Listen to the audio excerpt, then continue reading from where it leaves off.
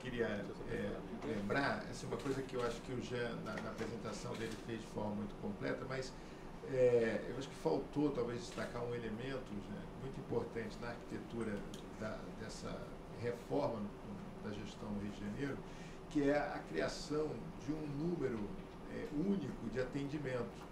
Um detalhe técnico que eu aprendi, assim, a importância que isso tem, quer dizer, ao contrário de São Paulo, que ainda tem um número único de atendimento da prefeitura, mas cada secretaria tem o seu número. A prefeitura do Rio fez uma coisa muito dura, quer dizer, eliminou os números de entrada, então tem um sistema único de entrada, que é o 1746, e esse sistema de entrada direciona todo o serviço de atendimento e faz com que boa parte daquelas metas, daqueles indicadores de desempenho ali apresentados, tenham por base não só o planejamento estratégico, a visão do especialista, da burocracia, como foi destacado, mas também as demandas que vêm de fora. Quer dizer, então, na área, por exemplo, de ordem pública, o que se tem de meta é atendimento da guarda em até X minutos, né? Então, isso é um elemento de pressão fabuloso, porque faz com que a prefeitura tenha uma visão centralizada do que está entrando, tenha também um investimento aí, eu queria ouvir o Jean se ele concorda com esse diagnóstico, que esse negócio tem uma importância decisiva na engenharia de acompanhamento de desempenho, porque a área que eu acompanho mais de perto, o trabalho de ordenamento e conservação, a própria Guarda Municipal usa o número 1746 para encaminhar demandas para outras áreas da Secretaria, gerando um processo muito intenso de acompanhamento de desempenho. Quer dizer, então é muito fácil, tem aplicativo para celular, tem número, você tem protocolo, e isso tudo muito integrado também ao centro de comando e controle. Por que eu estou enfatizando isso, que parece um aspecto menor técnico, mas isso teve, na minha visão prática de acompanhando a gestão de ordenamento, um impacto fenomenal, porque a gente consegue ver o que a população precisa do ponto de vista de demanda, o que está chegando no Estado, passa a ter uma transparência muito maior e a possibilidade de acompanhar essas demandas dentro do sistema. Isso me pareceu um elemento decisivo da arquitetura de inovação gerencial da Prefeitura, que junto com o que você apresentou, eu destacaria. Quer dizer, eu acho que isso tem exemplos em todas as áreas, eu destaquei aqui, obviamente, saúde, educação, isso tem, obviamente, um impacto cotidiano. E outra aí, só para provocar o Abrúcio e também o Marcos, quer dizer, eu acho que a coisa da participação é muito fundamental. Quer dizer, você botou entre as 4 coisas mais importantes que tem que ter, então, mas participação contra representação é uma coisa que eu acho que a gente às vezes exagera na mão contra a representação política. Quer dizer, a representação política tem um papel muito grande de participação direta contra a participação por telefone, na reclamação, no acompanhamento. Também me parece quer dizer, a participação direta em assembleia, em reuniões, então, ela também tem um caráter seletivo muito forte, né? Quer dizer, que aí me parece o elemento de um número de acesso, uma possibilidade de entrada com o pedido muito mais igualitário, muito mais radical na pressão que pode exercer do que o tradicional mecanismo, esse apelo à participação por meio de organizações, mesmo organizações sociais, que tendem a ser muito seletivas, terem pautas muito específicas, por mais que seja importante do ponto de vista de controle, de accountability, mas eu acredito que o grande elemento de alavanca para mudar a gestão tem a ver com essa abertura e a capacidade de receber a demanda de uma forma que não seja filtrada por organizações, assembleias, reuniões, custos associados a isso e obviamente, a complexidade institucional que a participação exige, né, para funcionar. Então, eu acho que isso é uma coisa que eu gostaria de lembrar.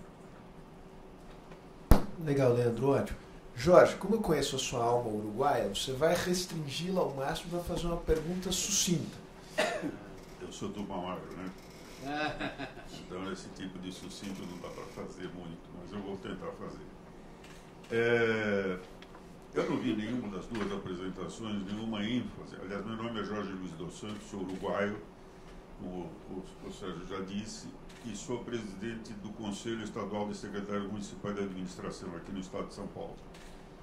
Eu não vi nenhuma das duas apresentações uma colocação que eu considero fundamental. Eu sou administrador de empresas, em que as administrações não estão dando foco à questão da burocracia no sentido de organização e métodos, como a gente falava antigamente.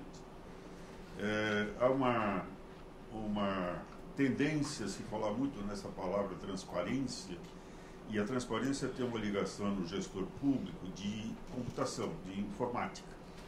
E o que eu costumo dizer é o seguinte: se a administração pública não avaliar esse trânsito de informação, de papéis, né, o sujeito chega numa secretaria para pedir qualquer tipo de serviço, tem que dar o RG, até o tipo sanguíneo para poder ser atendido, vai na outra que é do lado, e tem que fazer tudo de novo.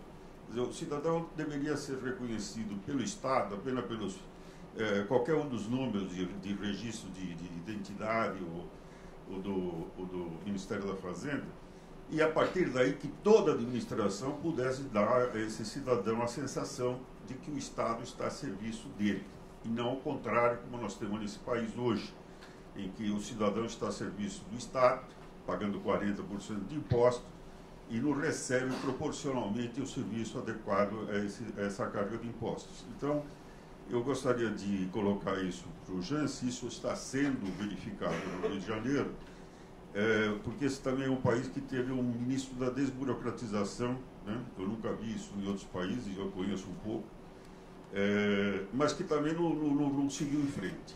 E o próprio Lula, para falar de alguém mais recente no governo federal, se queixava de que ele tomava decisões e depois a máquina não agia. Então, isso mostra que a administração tem uma importância muito grande. O funcionário que entra por concurso público não é motivado a fazer plano de carreira, né? Ele entra como recepcionista e vai sair depois de 30 anos como recepcionista. E esse é um tema que eu considero extremamente importante e relevante para a gestão pública, né? Quer dizer, a parte burocrática também da administração, né? Que deveria ser considerada. Muito obrigado. Jorge, muito bem. Boa pergunta. Bom, também sucinto aqui, aí 3 perguntas, aí volta à mesa. Aqui, aí tem inscritos aqui, Iaras tem também. Deputado Panuso. Bom dia.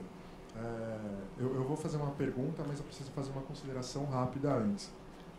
Constitucionalmente, o PPA ele já pede para que o governo... PPA é o plano plurianual. Plano anual. A minha pergunta é mais direcionada para o Marcos e para o Abruzzo.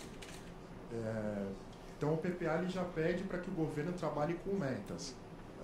Assim, na minha opinião, o programa de metas dessas cidades, ele é novo, mas ele não é inovador.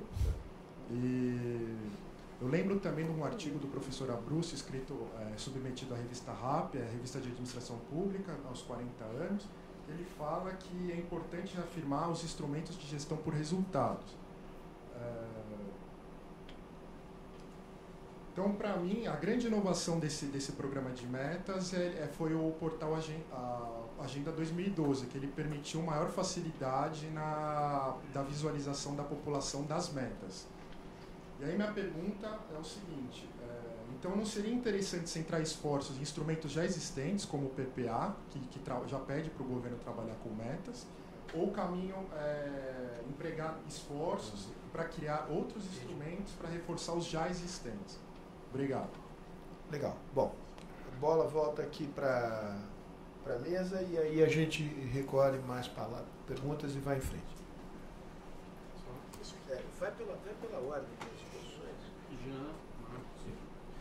Vou falar aqui, tentar juntar um pouco o que o Leandro colocou em relação a essa questão do atendimento único ao cidadão, com a pergunta de você, Jorge, de que forma a Prefeitura está tentando tratar essa questão da burocratização, da desburocratização. Então, o que foi feito nos primeiros 2 anos de governo, que o Leandro estava comentando, se criou um número único de acesso à Prefeitura. Antes você tinha 30 canais diferentes para acessar a Prefeitura. A gente brinca com aquelas fotografias cheias, um bando de telefone, ninguém sabe como falar. Você vê alguma coisa na rua, né, um buraco na rua, como é que eu chego à Prefeitura? Tinha 30 números, aquela loucura.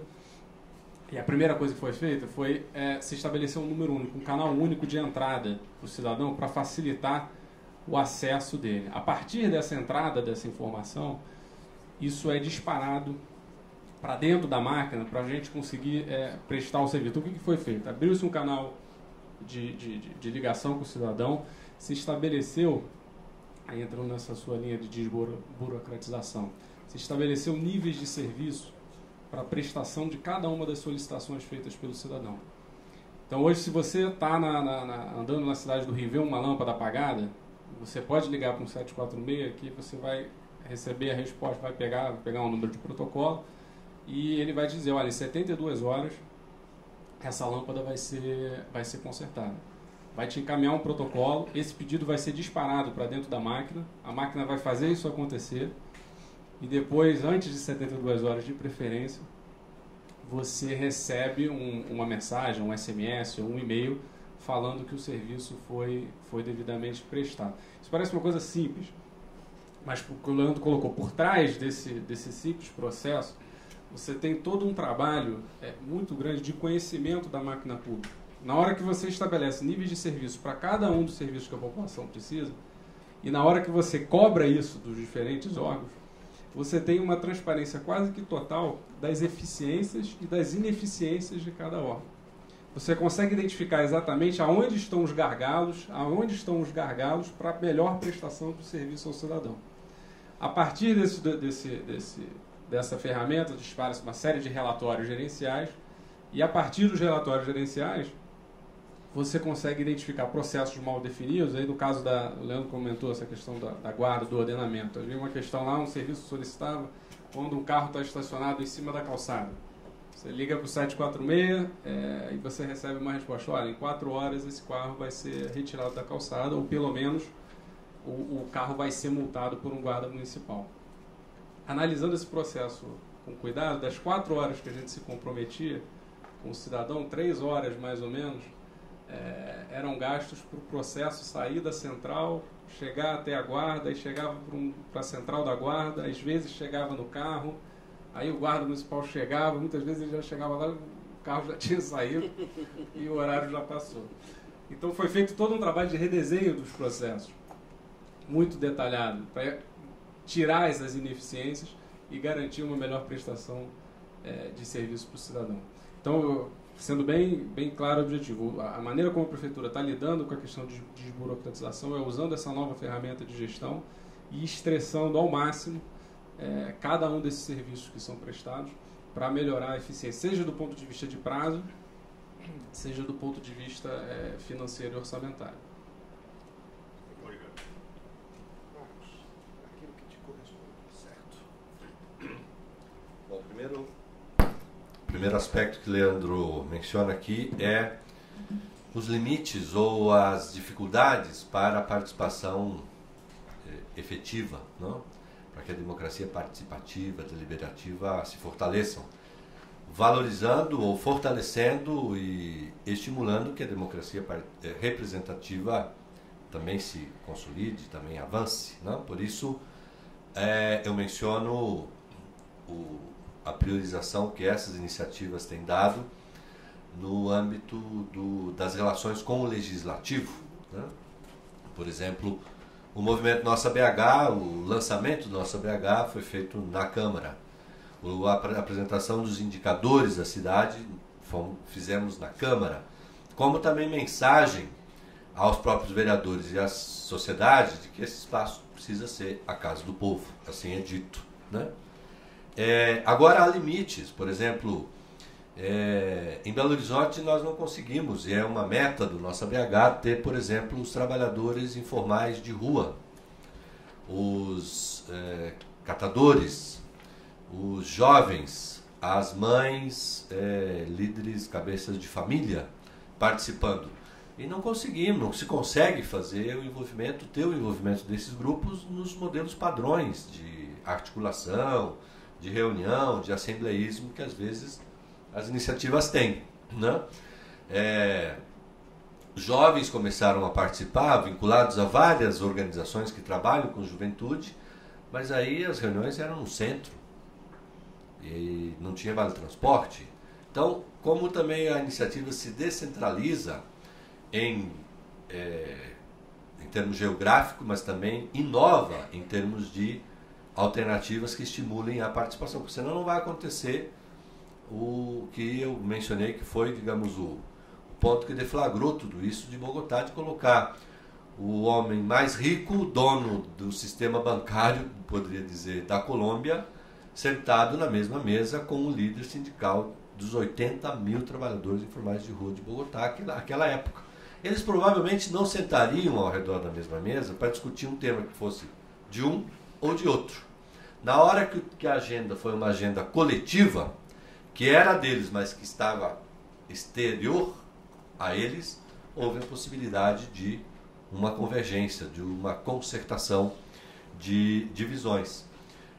Com os jovens, a gente tem visto iniciativas mais e mais utilizando as novas ferramentas de comunicação, as redes sociais, a internet, os processos de web cidadania, né? Que aí viabilizam a presença do jovem de uma outra forma. E como combinar isso também com os momentos presenciais, lá no bairro, lá no centro comunitário, lá no grupo de hip hop, para ter a escuta desses vários. E aí eles também atuando nos espaços formais da vida, digamos, pública, né? Por isso PPA e plano de metas. Claro, esses instrumentos que já existem devem ser fortalecidos e nós temos que trabalhar por eles. Agora, Belo Horizonte. Belo Horizonte é uma cidade considerada, quando se faz pesquisa de democracia, de participação, é uma das cidades que se sobressai no Brasil. Talvez porque se considere que teve orçamento participativo, tem orçamento participativo virtual, que é um risco, né? Nós temos tido em Belo Horizonte, a prefeitura apresenta 5 investimentos e a comunidade vota. E é preciso dar o número de título eleitoral para essa votação. De entrada no Tribunal Superior, no Tribunal Regional Eleitoral, para capturar os números de eleitores e votar por aquelas obras. Mas ainda assim é uma obra das 5 que é priorizada, depois vem a segunda mais votada, que de novo estimula uma certa disputa. Então a gente tem esses mecanismos. Agora, plano plurianual, a primeira vez que Belo Horizonte teve audiências públicas, participação para discussão do plano plurianual, foi esse que está em vigor agora, votado em 2009. Então, no plano de metas, em alguns lugares, como o plano de metas, ele vincula, na maioria das leis orgânicas, ele vincula aquilo que deve ser apresentado com a campanha, a gente já começa a ver uma qualificação do processo de campanha, da disputa eleitoral. Porque aí se apresenta algo que depois precisa ser explicado como vai, para não acontecer o que o Fernando mencionava antes. Quer dizer, apresente-se uma promessa, para usar a palavra, que depois não precisa ser dito como isso vai ser implementado, com que recursos, de onde virão esses recursos, com que equipe, né? Então permite a sociedade discutir melhor o plano daquele. Então, as candidaturas, a gente espera, continuarão sendo baseadas sim nos partidos, e é importante isso, mas também no programa que vai estar sendo apresentado. Na Colômbia e no México, que estudamos muito antes de avançar com os planos de metas, existe o que eles chamam do voto programático. O candidato precisa apresentar um programa bem mais detalhado do que programas que a gente vê em campanhas de diferentes âmbitos no nosso país, mas depois não há vinculação de como isso é detalhado, que processo de prestação de contas vão acontecer, com que periodicidade, onde valida esse plano que o candidato apresentou. Outras leis orgânicas que estão sendo alteradas na América Latina afora começam a estabelecer o elemento do recall, que é se o candidato, se o prefeito não está cumprindo com o que ele disse na campanha e que ele apresentou no plano de metas e que ele vai prestando contas, a sociedade pode pedir uma verificação se a sociedade quer continuar com aquele prefeito ou com aquela prefeita, que é diferente do impeachment. Mas há outras leis orgânicas que começam a colocar, caso o prefeito não cumpra, ele será afastado. por processos de julgamento, que têm que ser vinculados aos sistemas que já existem, do legislativo, do judiciário, etc.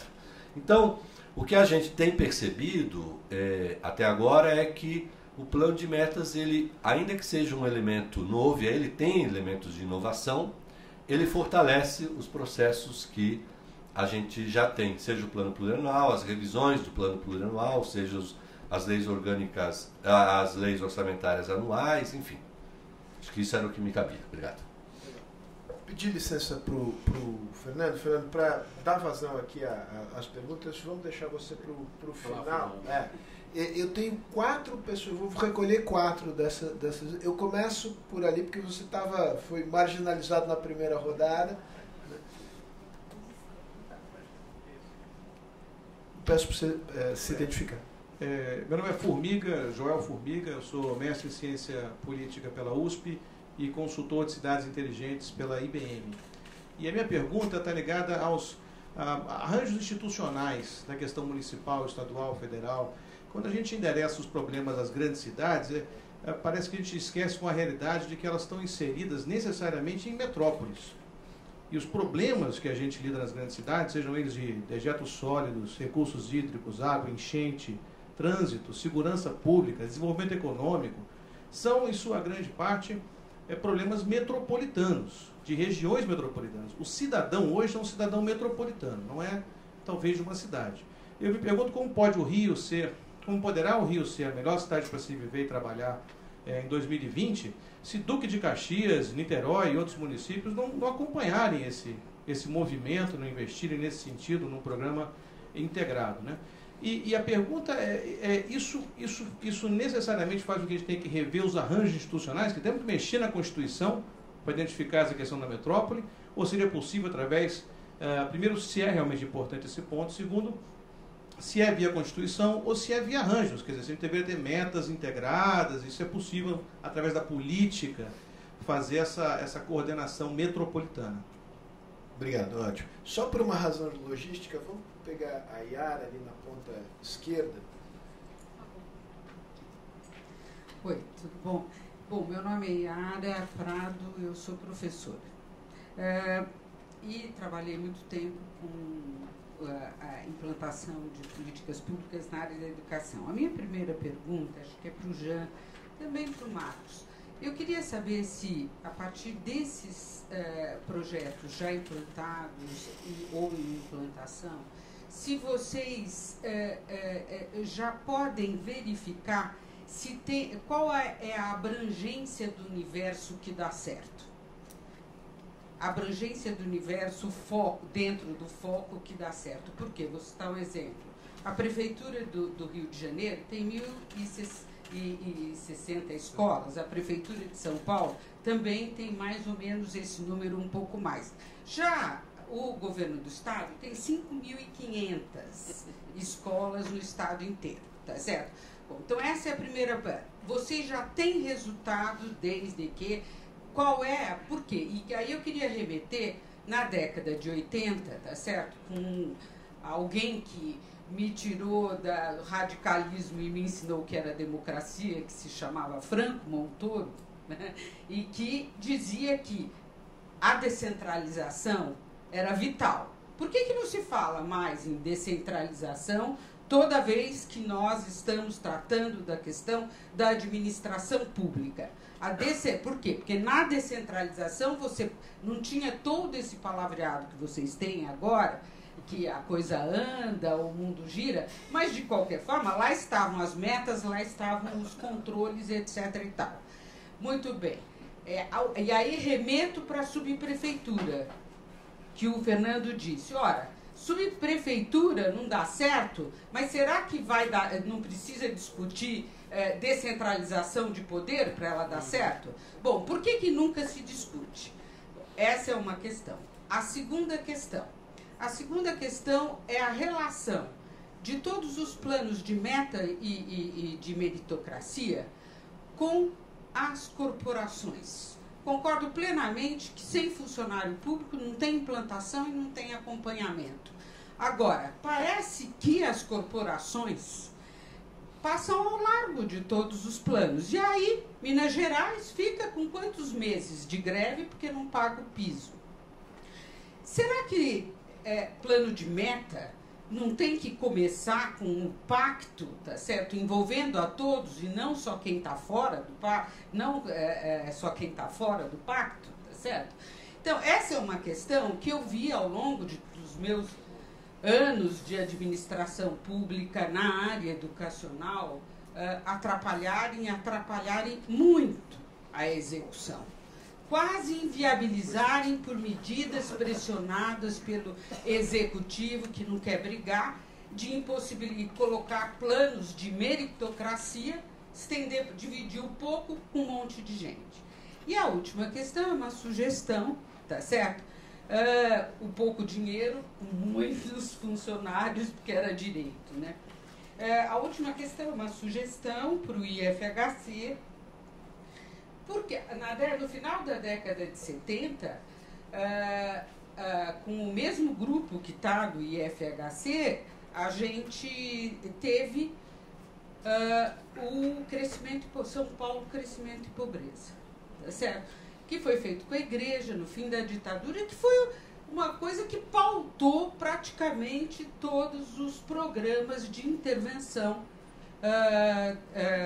no momento da redemocratização. A minha sugestão é que o IFHC faça diagnóstico, porque vocês falam muito pouco de diagnóstico. Tá certo? Temos o plano, etc., mas e o diagnóstico dos problemas? E aonde é que nós vamos dar? Então, a minha sugestão é que o IFHC reúna pessoas e faça o São Paulo Crescimento e Pobreza 2, porque nós estamos precisando, só isso. Obrigada. Vamos correr aqui, você e depois... Não, vai chegar. Bom dia, meu nome é Laura Valente, algumas pessoas aqui me conhecem que eu fui diretora do ICLEI para a América Latina, Governos Locais pela Sustentabilidade, e saí para fazer uma passagem pelo governo federal no Ministério do Meio Ambiente, onde eu fiquei chocada com a qualidade da participação dos funcionários do Ministério na gestão efetivamente, né? A tentativa de se implementar lá metas para avaliar desempenho está encontrando uma resistência tremenda dos funcionários, né? Então, eu achei muito interessante essa discussão sobre como, na verdade, acho como ampliar a transparência e o controle na gestão das grandes cidades passa, evidentemente, por tudo que foi falado aqui, na melhora da qualidade do funcionalismo, mas eu acho que também faltou, talvez, falar um pouco aqui, o colega ali falou um pouquinho sobre região metropolitana, era uma dúvida que eu tinha, se a mesa, por exemplo, acha que gestão metropolitana por meio de autoridades metropolitanas é uma solução para tratar as diferentes escalas de cidades. Hoje em dia nós temos cidades aqui que têm escala de país. São Paulo é um país, né? Não é uma cidade. Como a gente pode gerenciar uma cidade como São Paulo com mecanismos, com ferramentas, com enfim, instrumentos de gestão de município que não tem poder nenhum? Como é que a gente pode empoderar os municípios para lidar com questões que são muito maiores do que elas têm condição de administrar, e como se pode integrar isso com os outros entes federativos, que em teoria nós somos uma federação com entes que têm poderes iguais, mas na verdade a gente, como cidades, tem muitas responsabilidades, mas poucos meios de fazer isso. Como é na questão ambiental, que é uma questão que eu conheço melhor do ponto de vista urbano, como é que você pode decidir sobre a qualidade do transporte e da gestão de tráfego na cidade, quando o governo federal isenta praticamente a indústria automobilística de imposto e joga aí não sei quantos milhões de automóveis nas cidades, para as cidades se virarem, o que elas vão fazer com todos esses automóveis, né? Obrigado, Laura. Mais duas perguntas aqui para voltar à mesa. Depois, deputado Panunzio. Oi? O Madeira não tinha visto. Foi o primeiro nome que você mencionou. Você falou. Mas é que eu guardei você para o final. Porque é o seguinte, veja bem, eu não tinha visto que o presidente Fernando Henrique tinha chegado. E eu acho que a sua intervenção merece a presença do presidente. Agora que o presidente chegou, você vai ter o seu devido tempo. Você saiu bem, mas eu com o alemão, viu? Pode ser um alemão, exatamente. Bom, meu nome é Cristina Catunda, eu sou consultora ambiental e doutoranda pelo Instituto de Relações Internacionais da USP. Eu queria perguntar para o Jean de que maneira essa visão 2020 correspondeu ao cenário e de que maneira os impactos negativos, principalmente do ponto de vista ambiental, limites físicos, biológicos, inclusive impactos negativos sociais, foram tratados, se houve uma avaliação ambiental, de impacto ambiental incorporada e de que maneira o INEA participa desse plano. Muito bom. Então, vamos... você faz o grande finale, Madeira, o deputado Panucci. Obrigado, Sérgio. Passar uma madeira, mas eu vou fazer. Na verdade, bom, se me apresentar, meu nome é Antônio Panunzio, eu sou político, eu fui prefeito em Sorocaba, uma das grandes cidades aqui do estado. Adotamos, eu acho que assim, um bocado dessas técnicas inovadoras de participação, de planejamento, de estabelecimento de metas, e eu posso confessar que sem falsa modéstia, os resultados disso foram bastante bons. Mas a gente nota algumas contradições quando se pretende fazer um governo desse tipo. E envolvendo aí a questão da participação popular, que é extremamente desejável e salutar. Quando nós estabelecemos as metas, nós o fazemos de uma forma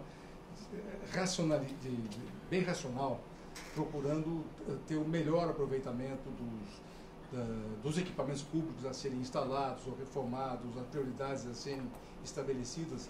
Isso tudo se leva em conta usando aí de uma racionalidade que os técnicos da administração e os políticos devem ter e apresentam na hora do debate.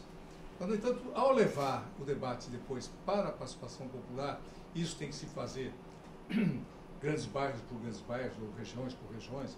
Nas cidades grandes exigem muitas reuniões desse tipo. Aí nós começamos a entrar em choque com as definições nossas de metas, com aquilo que a população, não que ela seja contra as metas estabelecidas, mas com o que ela quer. Nós queremos fazer, por exemplo, uma grande escola. Uma grande escola tem muito mais recursos que pequenas escolas isoladas e traz uma eficiência, eficácia muito melhor na finalidade a que se destina. Mas o cidadão, aquele que vai ao debate conosco, ele quer a escola perto da casa dele. Ele não está afim de levar, eventualmente, me lembro quando o Mário Covas fez uma separação de primeira e quarta série para séries depois adiante, nós encontramos uma reação grande de mães e de pais que achavam ruim, que tinham que levar um filho numa escola e o outro filho noutra. Eles não estavam vendo o benefício da criança. Essa coisa há que ser trabalhada bastante. Nós temos ainda uma dificuldade de, vamos dizer assim, fazer com que a participação popular tenha essa compreensão de que aquilo que foi planejado, não sem ouvir o povo, ouvindo o povo, é o ideal, né? É uma grande dificuldade. E ficou uma dúvida aqui nas exposições que foram feitas, eu aqui, surgiu para mim. Talvez o município tenha sido pioneiro nessa questão de planejamento, estabelecimento, tenha sido Curitiba, e criando o Instituto IPUC. Eu não vejo ninguém mais falar no IPUC. Depois poderiam dizer o que aconteceu, se continua rendendo, trazendo benefícios, atuando, tendo força política. Se não tiver força política também não vai adiante. Era isso, obrigado. Madeira. 15 minutos para suas considerações finais.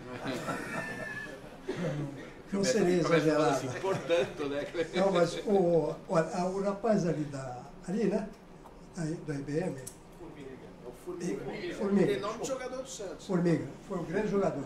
Ramiro Formiga Zito. Do São Paulo. Aliás, aqui temos o Formiga e temos o que trouxe o Fuchile para o Santos, do Uruguai. Mas olha aqui, ele fez uma intervenção que estava exatamente na minha linha de preocupação quando estava vindo as exposições. Nós temos claramente um problema de organização institucional nas cidades brasileiras. Como nós temos a mania de tudo colocar na Constituição, né? Tudo nós enfiamos na Constituição, qualquer coisinha nós achamos que a garantia é botar na Constituição. O que acontece? Nós deixamos as cidades amarradas e as regiões metropolitanas estão impossíveis de serem administradas. Essa é a realidade. Cada prefeito em si tem mais força do que qualquer autoridade metropolitana que o governador pretenda criar. Então, eu queria aqui fazer uma No fundo é uma pergunta, porque, enfim, as pessoas são especialistas, estudam essas coisas e estão muito a par do que está acontecendo hoje, da bibliografia existente. Mas o seminário que está proposto ali vem ficando problemas e buscando soluções. Então, quais são os grandes problemas das áreas metropolitanas? É a pergunta que eu faço a todos. Porque quando você ouve as exposições, é tanto problema que você acaba não conseguindo dar prioridade. Por exemplo, o Rio de Janeiro, eu gostei da exposição, ele faz uma evolução ali dos percentuais de gasto com custeio, com investimento. Mas ficou faltando ali uma informação. Qual foi a evolução do faturamento, da receita em termos absolutos? Está lidando só com percentuais. Evidente que conforme a evolução da receita, você pode ter mais dificuldade ou menos dificuldade. Faltou esta informação. Como falta uma informação que, em geral, não se discute nos debates sobre cidades brasileiras, pelo menos aqueles que eu participei, é o seguinte: qual é o desempenho dos alunos do ensino fundamental e do ensino médio nas várias provas que são feitas aí pelo Brasil e pelos estados para avaliar o desempenho dos alunos? Esse número continuou não virando uma referência, quando o problema que nós temos é claramente um problema de qualidade da educação. E nós não conseguimos chegar numa coisa que fosse obrigatória. Olha, meus alunos tiraram 4,7 e eu quero daqui a 4 anos fazer com que eles tirem 6. Isso não virou meta. Eu não conheço ninguém que estabeleceu isso de meta. Então, mas o analfabetismo é sempre meta. Teve um ministro aqui, alguns anos atrás, que estabeleceu como meta acabar com o analfabetismo no Brasil, sem ver, inclusive, que os analfabetos eram pessoas com mais de 40, 50 anos. Então, a pergunta que eu faço também é nessa linha da identificação dos problemas. Tudo é problema. Saúde é problema. Agora, educação, o nosso amigo Mário falou do problema do lixo. Eu, no fim do ano, fui ver a tragédia do Santos lá no Japão. Aí me deparei com uma civilização, porque eu fiquei mais tempo lá, né? Aproveitei para visitar o Japão, que eu não conhecia. E me deparei com uma cidade que eu não encontrei gente coletando lixo, não encontrei cesto na rua e não encontrei um papelzinho no chão. Chego aqui, logo depois tem o carnaval, vejo o Rio de Janeiro dizendo: olha, colocaram centenas de milhares de lixeiras e lixo para todo lado, porque a prefeitura devia ter colocado mais lixo. É claro que isso é um problema de cultura, de educação. Então, eu acho que nós não temos a dimensão exata do que é isso. Então, a pergunta que eu faço é o seguinte: como é que o Rio de Janeiro prioriza? O que é prioridade? Tudo é prioridade. A segurança é prioridade, o hospital é prioridade, enfim.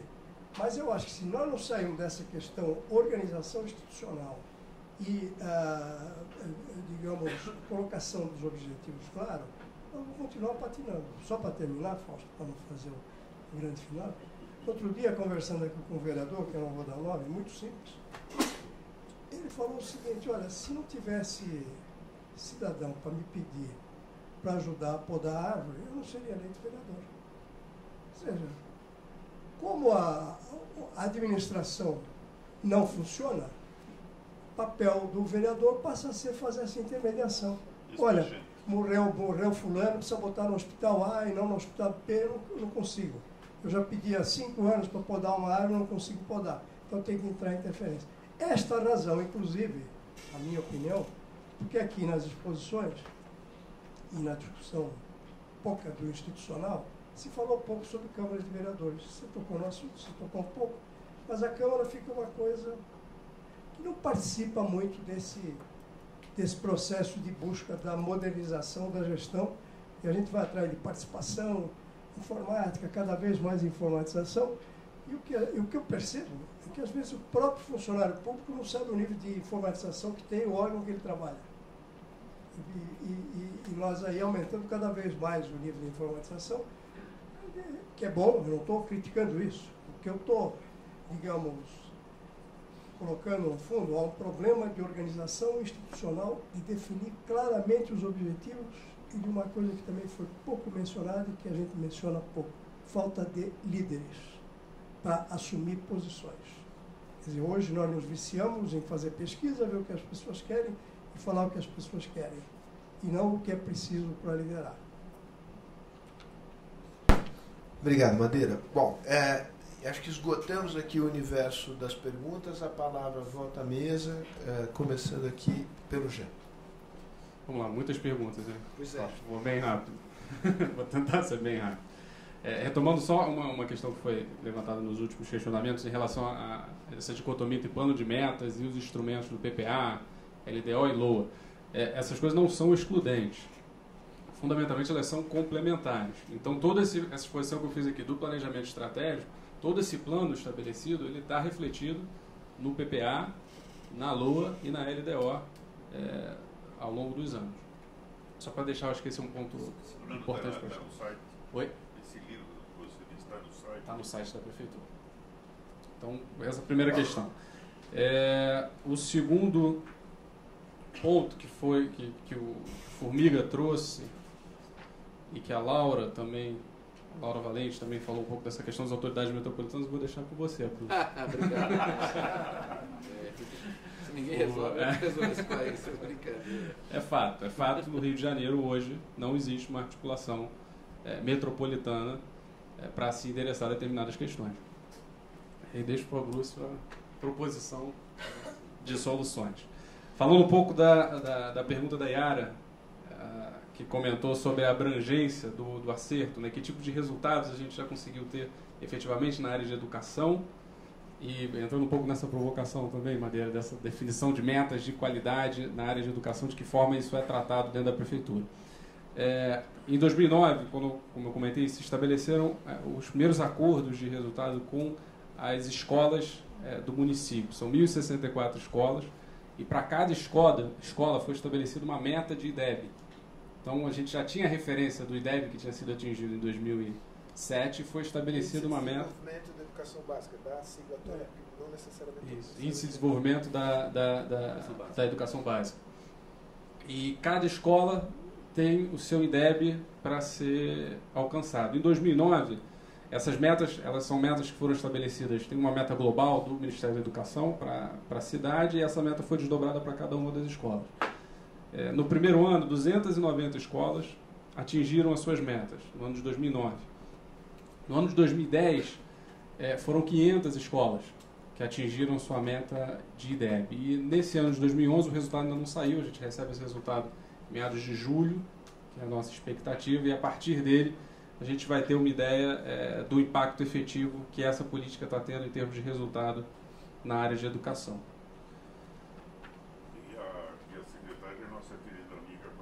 Super Cláudia Coxinha. Está dando um show lá. Nós emprestamos para você. Cada vez mais carioca, Cláudia Coxinha. A gente não devolve a Cláudia jamais. Está dando um show.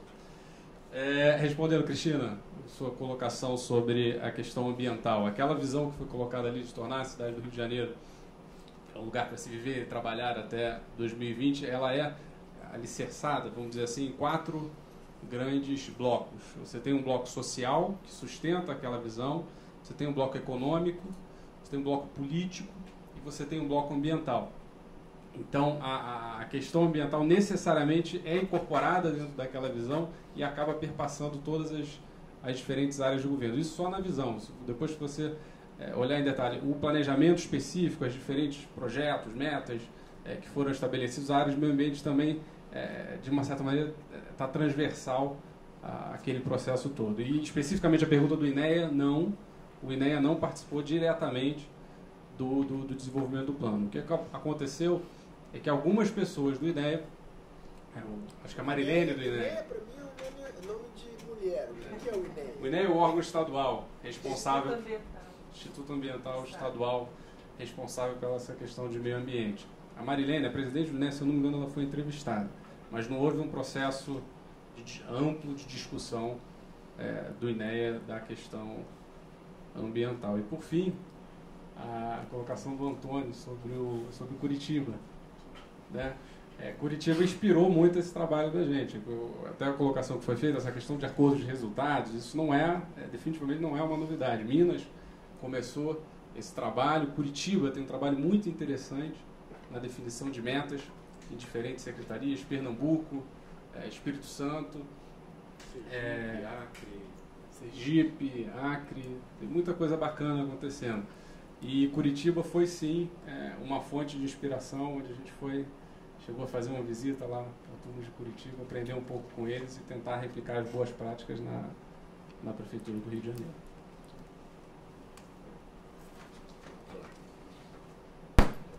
Bom, de todas as questões abordadas, eu vou me concentrar mais talvez saindo um pouco dos arranjos institucionais formais, digamos, que podem ser constituídos para uma gestão metropolitana, mas dizer de algumas experiências que desde a sociedade civil vêm sendo viabilizados. Por exemplo, a Ilha de Galápagos, para dar um exemplo bem fora do nosso ambiente. Ela tem uma iniciativa... Depois eu volto.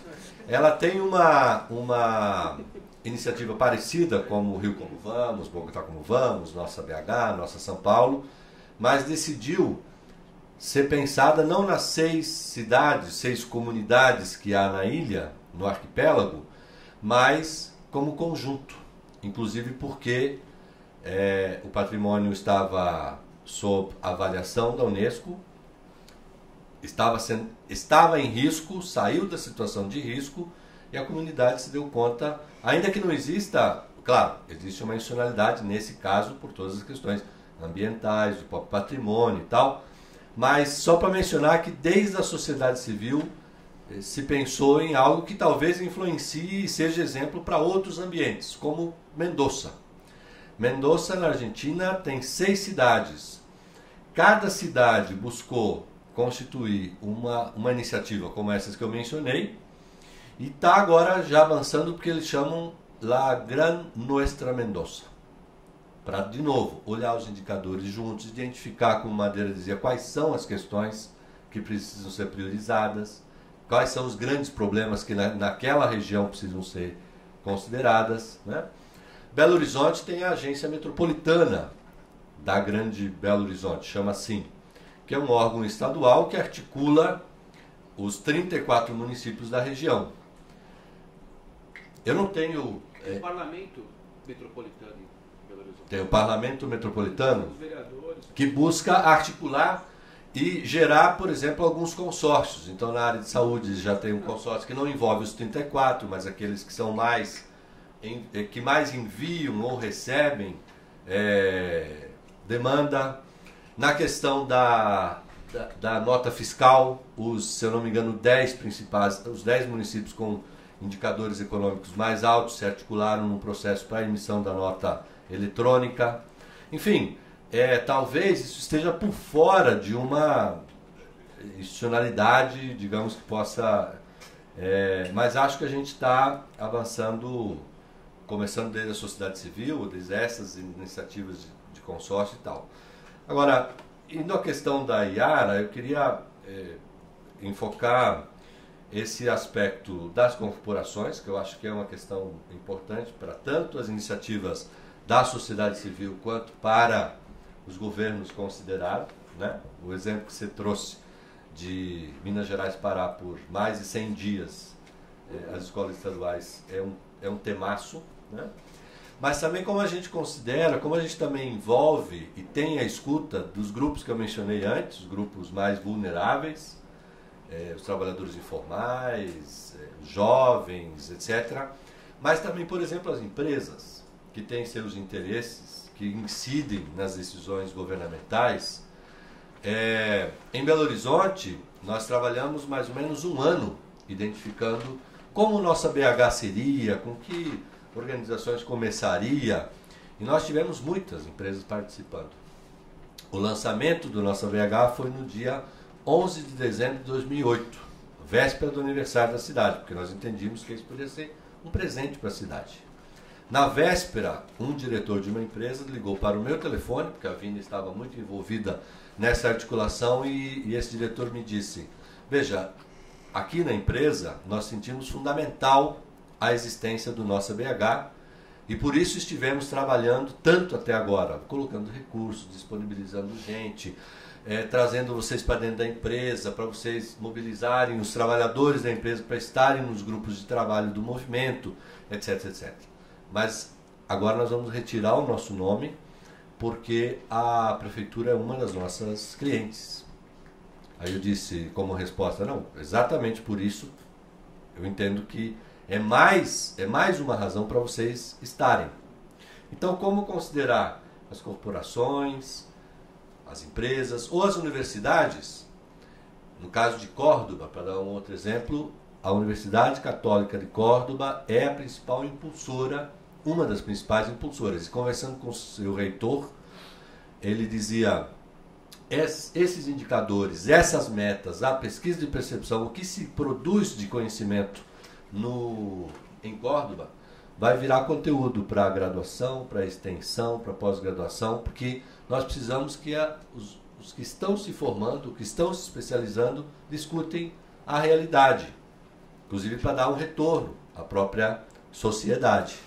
Voltando à agenda das empresas, outra experiência muito interessante que está se multiplicando pela América Latina fora é o que começou em São Paulo, o Fórum Empresarial de Apoio à Cidade de São Paulo, que busca também alinhar, inclusive os seus investimentos sociais, se elas têm seus programas sociais, seus institutos, suas fundações, às principais questões da cidade.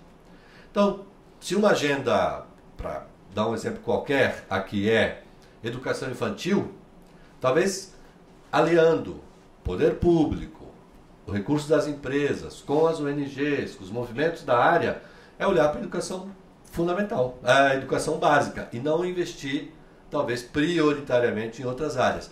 Então tem experiências que eu acho que vão nos ajudar a identificar os principais problemas, encontrar as melhores respostas e que certamente vão precisar de tempo para que a gente tenha mais, digamos, conhecimento da realidade, construa o imaginário sobre a cidade. Porque qual é o imaginário que nós temos para São Paulo em 50 anos? O quanto nós conhecemos a cidade de São Paulo para além do trajeto que a gente faz ao trabalho, à universidade, enfim.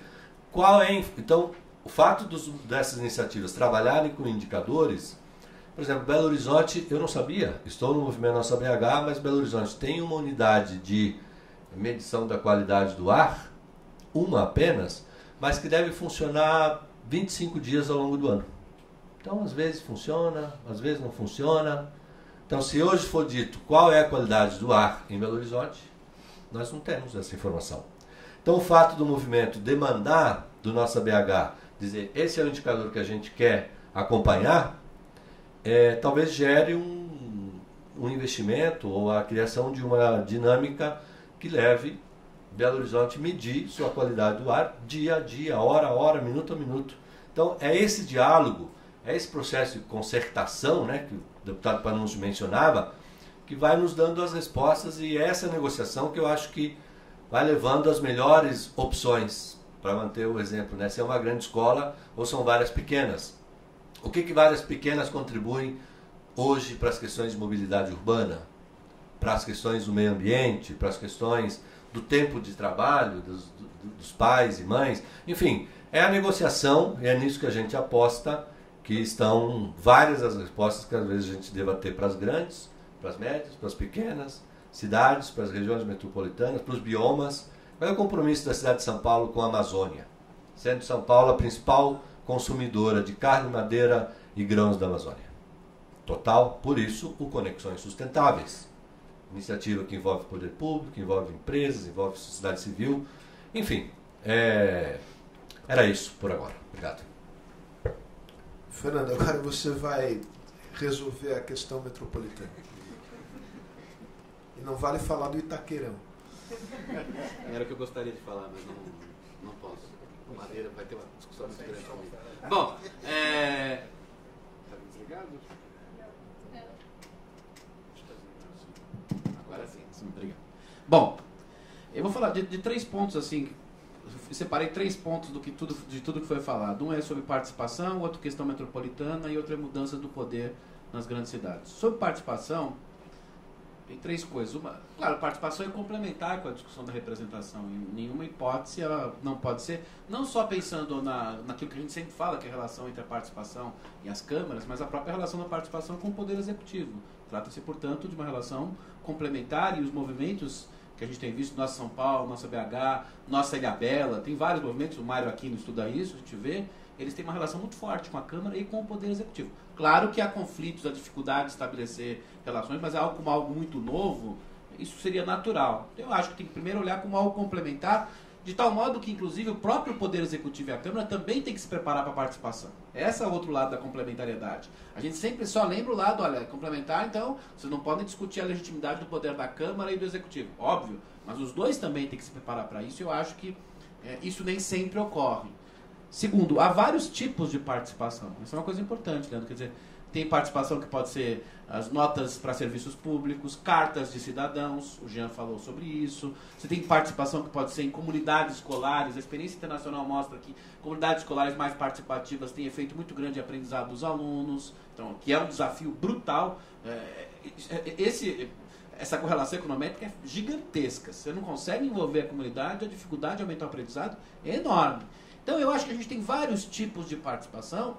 Não é tão simples resolver e ligar todos eles, mas é fundamental termos, aí o terceiro ponto, porque o ponto fundamental é aproximar o governo dos cidadãos. Essa é uma temática que acompanha governos por todo o mundo. E há várias maneiras. Desburocratizar também é aproximar o governo dos cidadãos.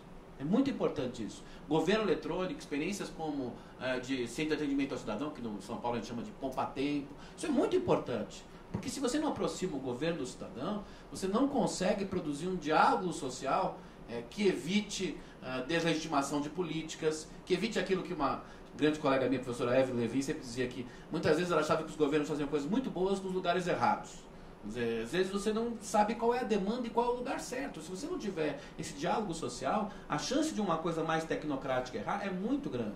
Então, eu acho que no fundo a participação envolve um diálogo social múltiplo e inteligência governamental.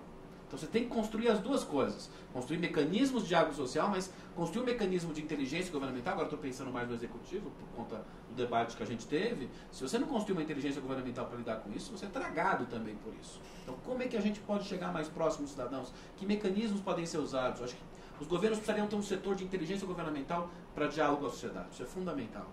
O segundo, a questão metropolitana. O maior problema metropolitano é a desarticulação entre os municípios metropolitanos.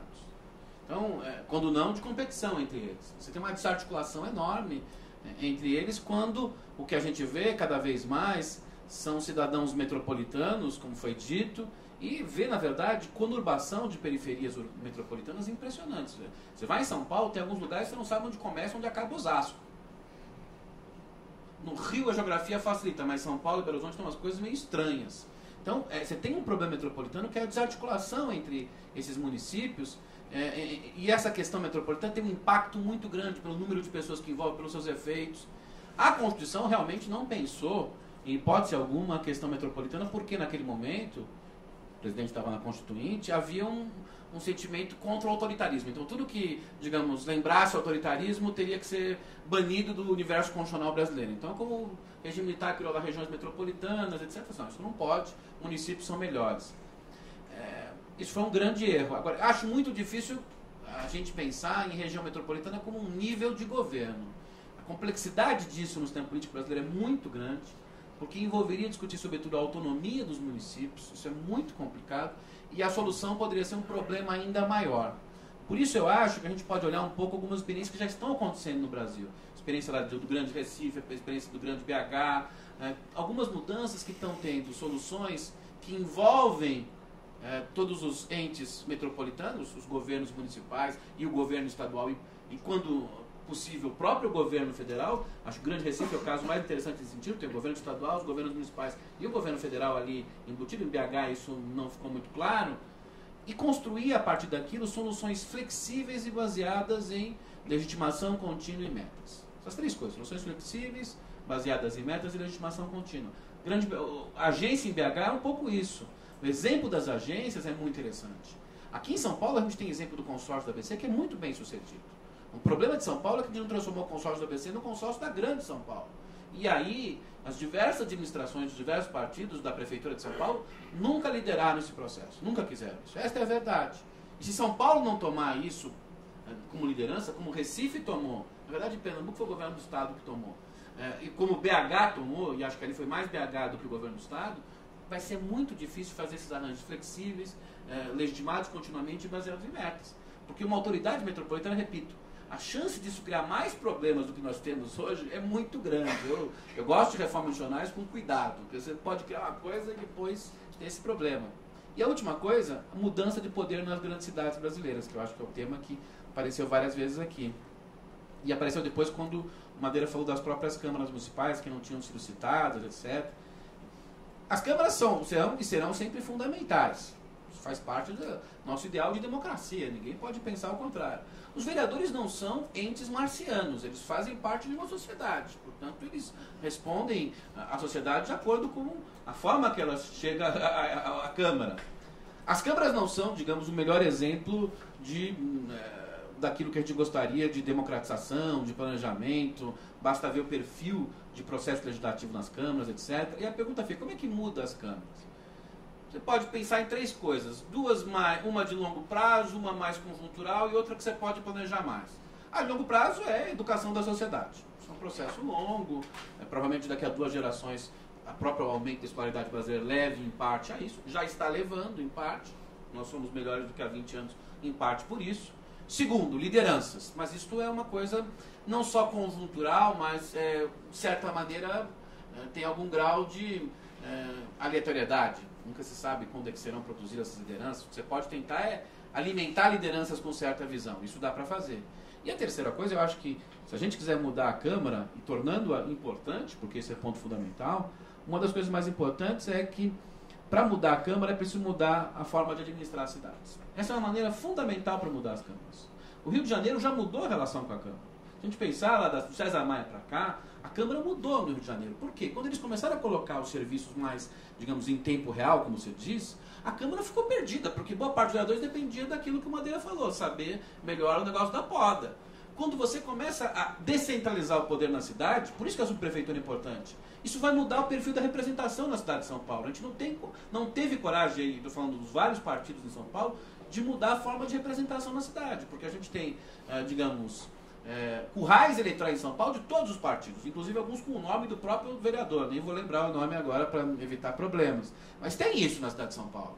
Então, tem que descentralizar, tem que criar um governo mais baseado em formas de diálogo social. Isso aí, a Prefeitura de São Paulo já está fazendo a coisa dos empresários, etc. Isso começa a pressionar a mudança da agenda na Câmara. É similar àquilo que o presidente enfrenta no Congresso. Quando você consegue juntar atores sociais e coloca uma agenda no Congresso, a raia miúda cala-se um pouco mais. Você tem uma agenda mais positiva, o pessoal fala, bom, vamos ficar quieto porque tem coisas mais importantes. Então, só para terminar, eu acho que nesse sentido é possível mudar a forma de administrar as cidades pensando numa junção de uma forma meritocrática com enraizamento social. Você tem que juntar essas duas coisas. Juntar uma forma meritocrática com enraizamento social. É isso que vai mudar as câmaras, não é acabar com elas ou dizer que os vereadores... Eles próprios vão mudar os papéis, a forma de seleção dos vereadores vai mudar, porque você vai ter um outro tipo de vereador. Então, se a gente quer, ao fim e ao cabo, mudar as grandes cidades, acho que precisa mudar os governos antes de mudar as câmaras. Obrigado, Fernando. Enfim, acho que chegamos aqui ao final. Não sei se o presidente, o senhor quer... Presidente, o senhor quer falar? Não.